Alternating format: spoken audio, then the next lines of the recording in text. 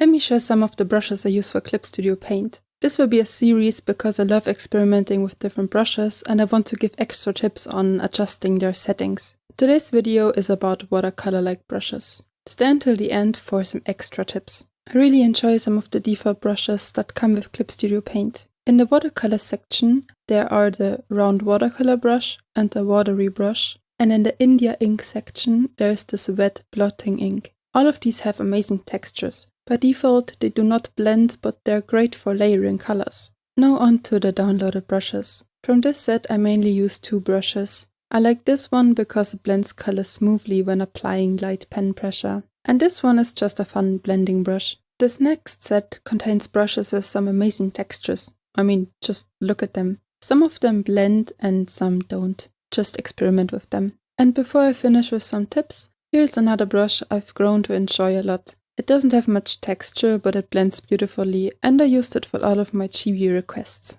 And finally, extra tips. To make watercolor brushes behave more like real watercolors, click on the little wrench icon in the Tool Property section, go to Ink, set the brush's blending mode to Multiply, especially for brushes that do not blend. If you want to make them blend, set the blending mode to normal, then check the color mixing box. These are the settings I personally prefer.